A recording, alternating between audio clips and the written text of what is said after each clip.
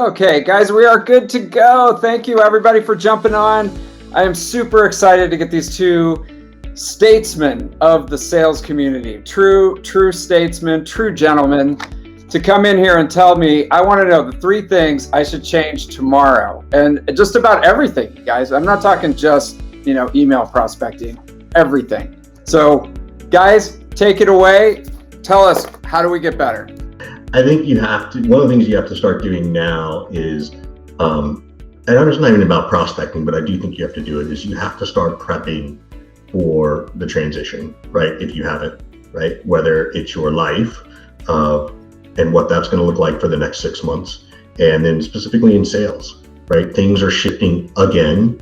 And I think they'll shift again in 90 days once we see more things coming out of here. So, for some people, that means going back to the office. For some, it doesn't. For some, it's a hybrid. And I think you need to take that approach into, your prospecting piece. And so understanding that is really important. One, to recognize your headspace, but even, your prospect's headspace. A year ago, I was coaching people on emails to say, hey, I'm running into 3 clients or 3 kinds of people right now. Some people who are just, gripping on and holding on, which is fine.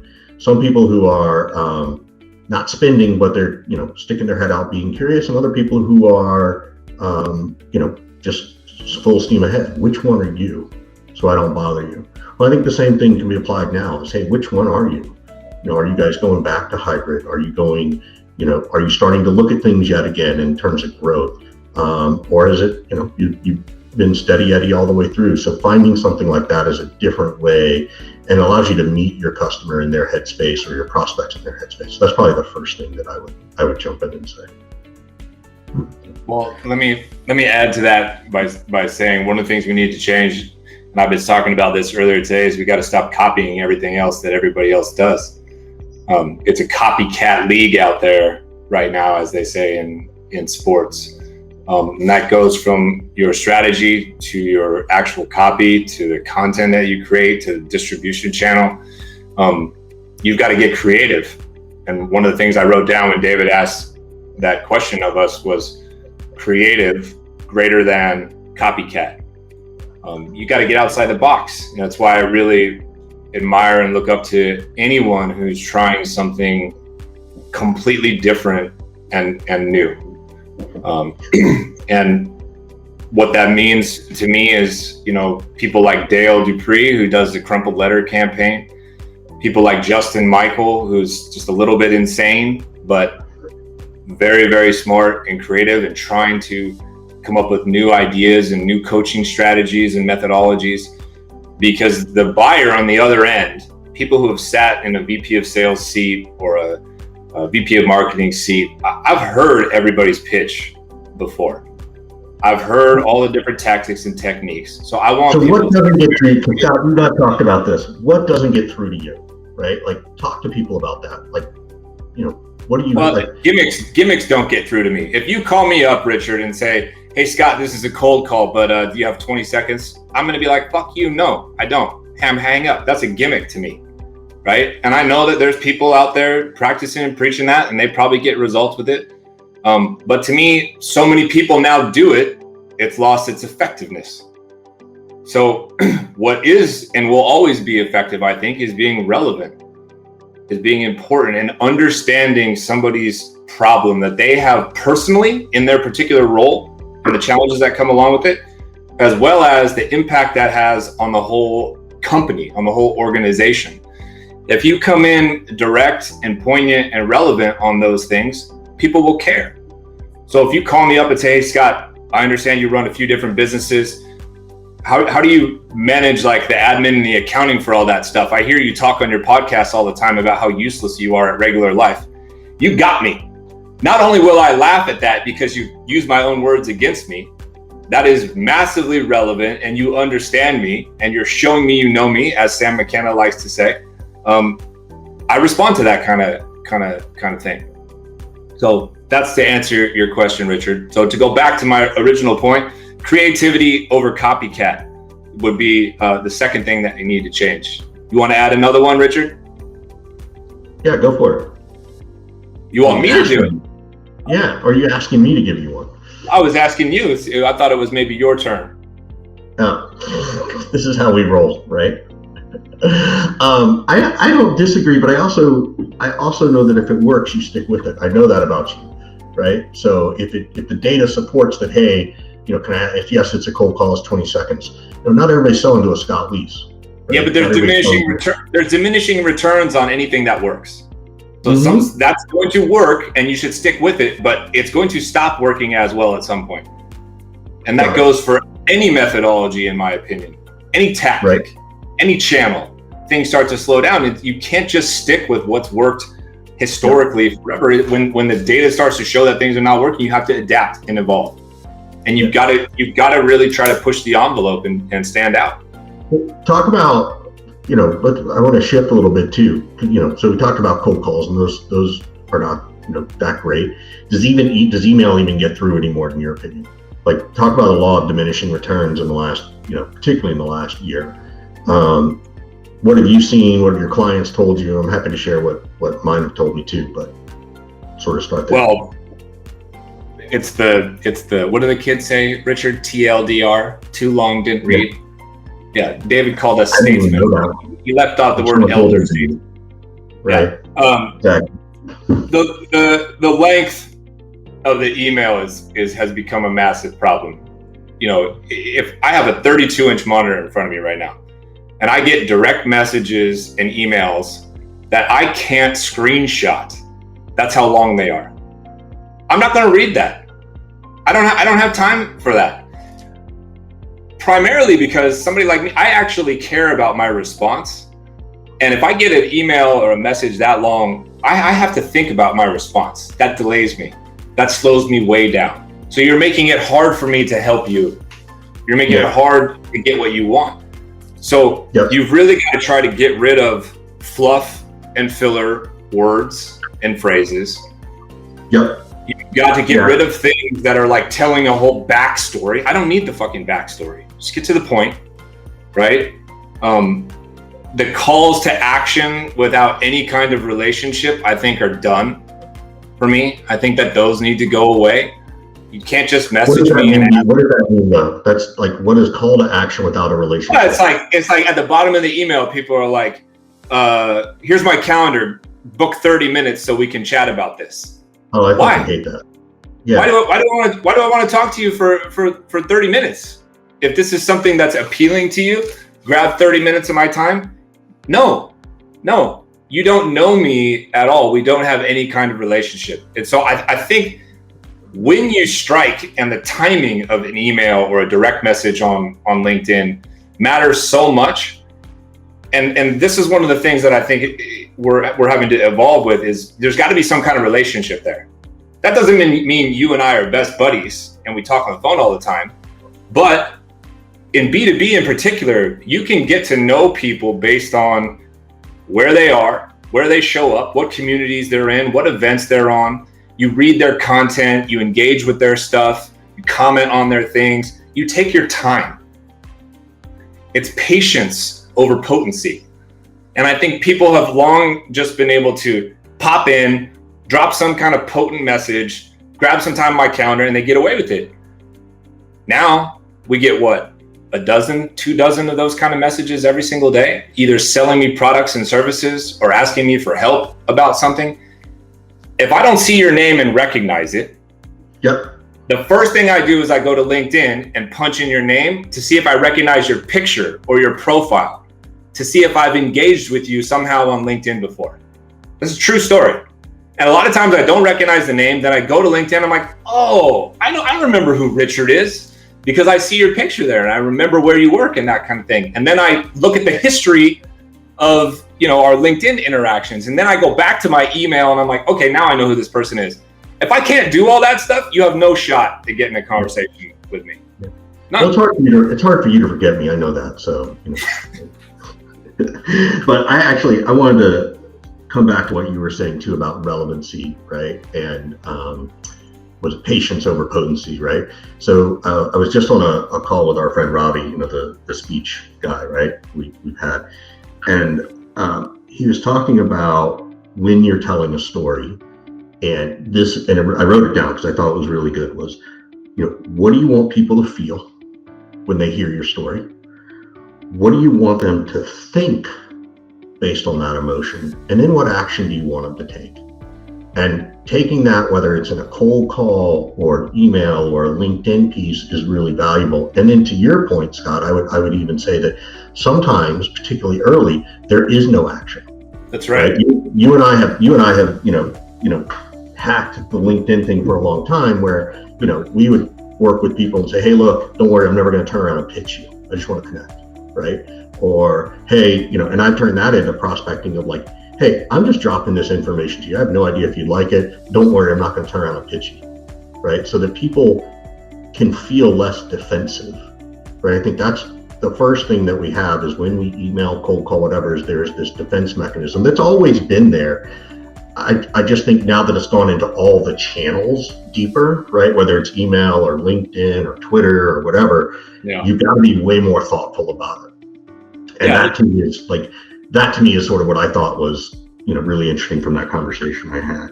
And then you also have to look at tone, right? Like, you really do have to think about the tone, and it's hard in email or LinkedIn on tone. How do you gut check people to make sure that their tone is correct and not off over email? Yeah. So the question, the piece that I got today on some advice is, and this is whether you're in person or on an email, was, think about you're trying to have a conversation, a dinner conversation with your friends, not sitting around bullshitting like you and I might do, right? But like an honest dialogue conversation with friends where you're personable, but you're also, don't be like you're talking to Goldman Sachs. Like, that's not going to work either.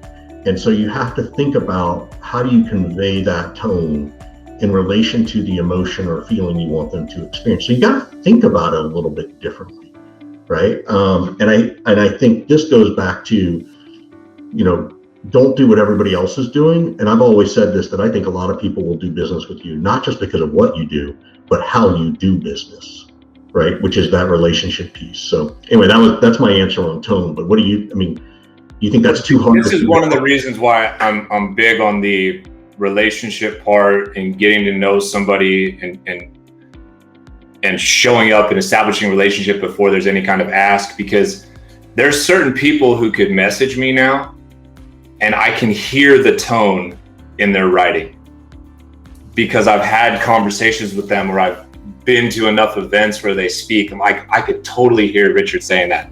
So I can interpret the tone a little better. But if I don't know you at all, I don't know how to interpret it. It's totally lost. Are there any key words or phrases that you think are commonly misinterpreted that you try to tell people to avoid in your coaching? Yeah, I think that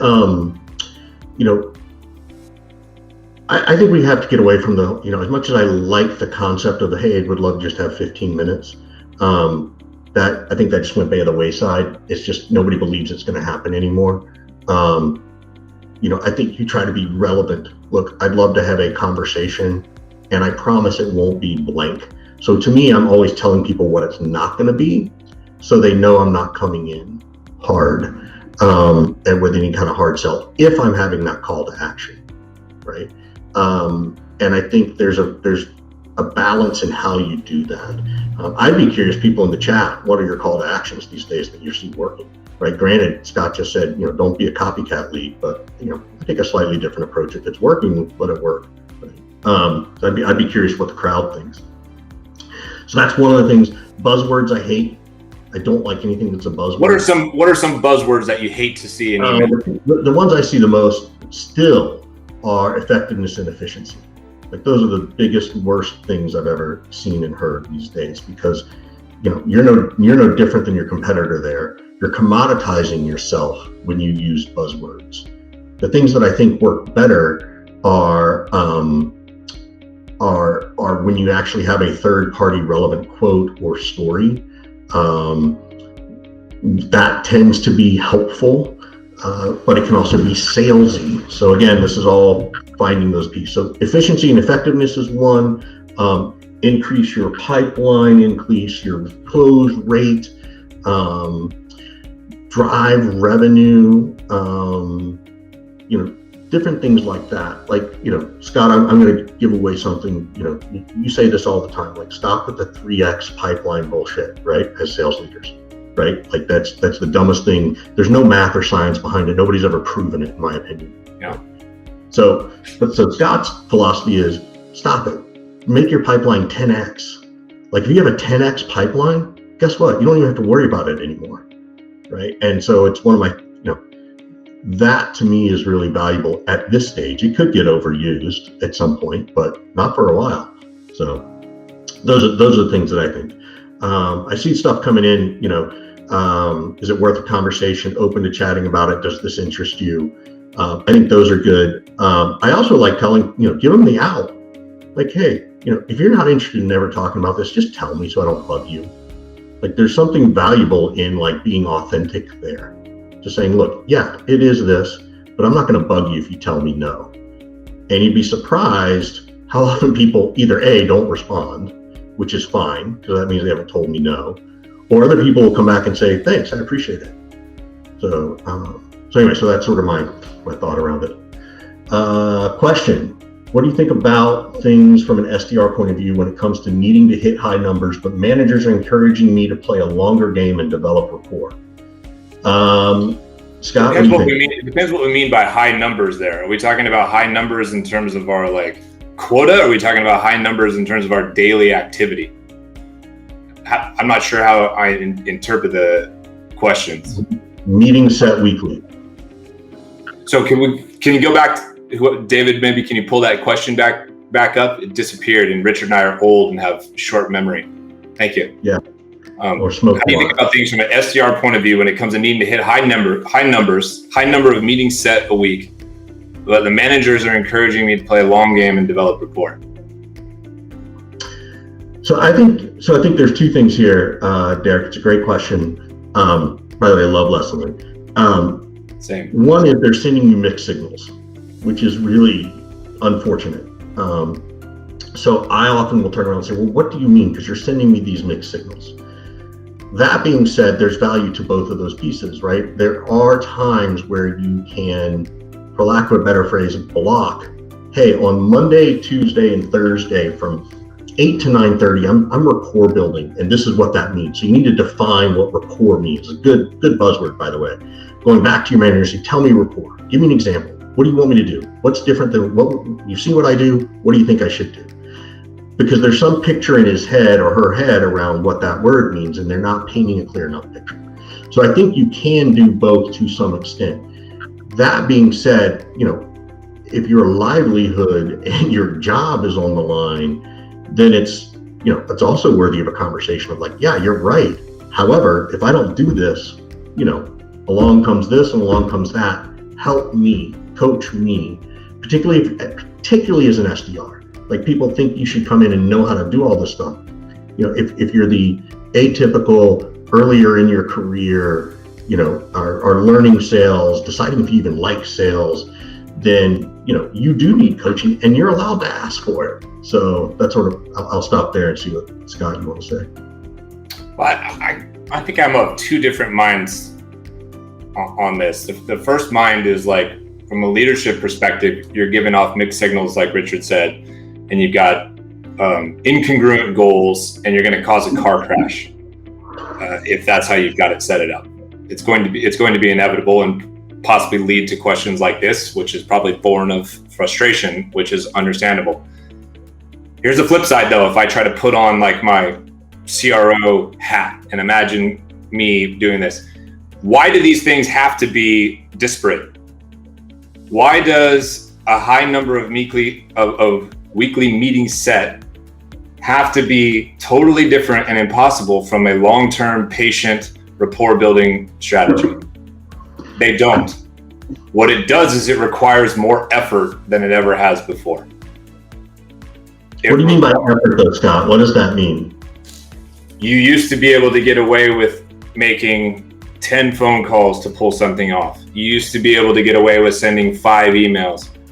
That might not work anymore. You might, because things take longer and you have to be more patient, you might have to start more conversations earlier in your kind of sales cycle than you used to, right? So I just think about it in terms of, okay, I need to have 50 rapport building conversations and relationships up in the air instead of 10. And a lot of people don't want to put the effort into that anymore. You know, I'm not here talking about like everybody needs to make 7,000 calls a day. I recognize that those days are long gone, but we have overshot the landing a little bit and made volume a 4-letter word, which I don't really understand, and I'm not here for whatsoever. And if you're not in charge and you've been given that directive, you got two choices. You got two choices. It's like you got to get out of there and or find a way to get the leadership to like change how they have the goals and make the goals match up to your philosophy, or you've got to find a way to make it happen. And the only way I know how to make that happen is I got to have a lot more relationships that I'm starting and building, because they're going to take longer to come to maturity and bear fruit. And this goes back to the whole like 3x pipeline to quota is not good enough anymore. Yep. All right, next question. What would you recommend to do ramping up SDRs to reach quota while we're still learning? Well, you should have a ramping quota. You shouldn't have a full quota. So if you're a sales leader and you're reading this question, if Richard starts today, he doesn't have a full quota in month 1. He probably has no quota for me in month 1 at all. None, other than like learn the product, learn the industry, learn the pitch, pass a couple tests that I've built in Lessonly and things like that, right? And then in month 2, he's got a very small one, maybe 25% of what a full quota would be. In month 3, it goes up to 50%. In month 4, it goes up to 75%. So you build somebody up to a full-blown quota. The fastest way to make people panic and freak out is you give them a full quota straight away while they're still trying to learn. They can't hit it, they stress out, they bail, or you fire them, and now you've got a churn and burn kind of situation. Yeah, and that's the interesting piece. Because Scott, you and I have worked in a place like this before. I don't know where we're getting feedback from somebody, but I agree with you. There is no quota to start, right? And the piece that we always hear is that the CFO or the financial person or the CEO is like, well, I don't want to carry them, with this, base salary and insurance and blah, blah, blah, blah, blah, blah, blah, right? And, as an SDR leader in particular, where I think you can show some skill is to say, yeah, but here's what my cost of turnover is, right? Every time I do this, here's the momentum I lose when we get rid of someone in 6, 8, 12 weeks. And that cost, and then we have to start over from square one. So you're already going, if you force quotas too soon, particularly at the SDR level, then you're going to have a much bigger challenge with that recruitment side, and you can show it to them financially. That's the really important piece, is you can show them the numbers behind it as to why it doesn't make sense. So I'm trying to think what else. Any other questions for us, David? Anything else? We'll believe me, we'll spitball some stuff too. People can put stuff in the comments as well. I wonder if the nature of that question was more from like what can an SDR do while they're ramping to hit their number? Maybe try to answer it from that yeah, point. I mean, they don't have a choice. This SDR already has a full quota. Like, what can they do to ramp faster and hit their target? Yeah, I think it's studying. Right? It's just like if you want to get an A+ on the exam by the end of the semester, you can't, maybe Scott could, I don't know, but you can't cram it the night before. I was never that guy. So you have to study, right? You have to put in the extra effort. If you're not going to, we talk about this all the time. If you're not going to invest in yourself, then, don't expect the company to either, right? I don't care if it's reading a book, if it's reading one of Scott's, if it's reading one of mine, if it's, following, Morgan Ingram's a good friend of ours who talks about this stuff. There's SDR Nation, there's Thursday night sales to go to. There's so many places you can get better. And I think that's the really important piece, is for you to say, I want to get better. Now, the one piece I would say is, I want to get better at this. I want to be better at cold calling. Okay, well, what kind of cold calling, right? I want to be better at, if you just say, I want to get better at prospecting, okay, that's okay, but which parts, right? Because it's a sequence, it's a cadence these days, right? So and you spend time on the email stuff, and you go and you do have to do a little bit of copycat stuff, because you got to learn where you can be creative. Hey, what are the 10 best cold email openers? Somebody's written about it, right? What are the 10 best cold call scripts? Somebody's written about it, and then you can make it your own and be authentic with it. So that to me is like, what can you do? Do you. Well, one of the things that I would do if I was this SDR is try to find out what is making people at that organization successful, and what has made people previously struggle. And so I would try to study what has worked in that particular environment. The second thing that I'd say is you got to put in the time. Richard is talking about that in terms of his version of study. You got to put in the time. You got to put in the hours. You got to put in the calls. You got to put in the practice, if you will, so you know what you're talking about. There's never been an easier time to get access to information. There's never been more resources to help you succeed. Resources like events like Tenbound, books that are out there, podcasts that are out there. There's never been more communities. Richard mentioned Thursday Night Sales, and Pavilion / Revenue Collective and Rev Genius and all these types of places. There are thousands of people in these communities who are trying to do exactly what you're doing. So long gone are the days where you have to go anything alone whatsoever. And then the last thing I'd say is coaching. You get coaching, and that could be, from a peer. That could be from somebody in the community that I was just talking about. That could be your direct manager or boss. That could be a paid coach, somebody that, has been there, done that a few times, that provides those kind of services. These are all different ways that you can be and should be investing in yourself. Yeah, I see David's joined us. He's either got I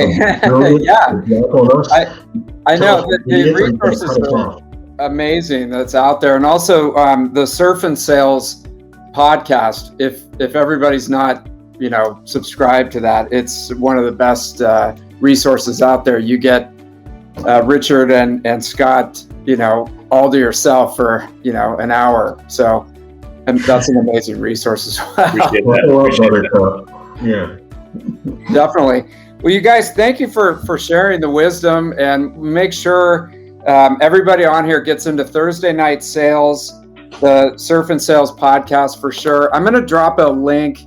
Oh, David Gibson, you want a link to those two? I got this. I talked about this morning. It was the amazing SDR trifecta, which kind of talks about some of the stuff that Scott and Richard mentioned. And then we'll make sure. I don't know. Do you guys have access to the chat? Can you guys pull up a link? I just dropped the podcast link in there.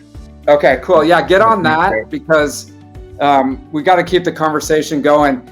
Next up, we've got Dale Dupree and Mike Hopkins. Dale, you mentioned Dale Dupree. He's an amazing guy. They're going to be talking about the common mistakes, so they're going to go negative on this, which is good. But thank you guys. I can't thank you enough for sharing, and everybody for jumping in. Be sure to like these guys, and we'll talk again soon. Thanks, everybody. Bye.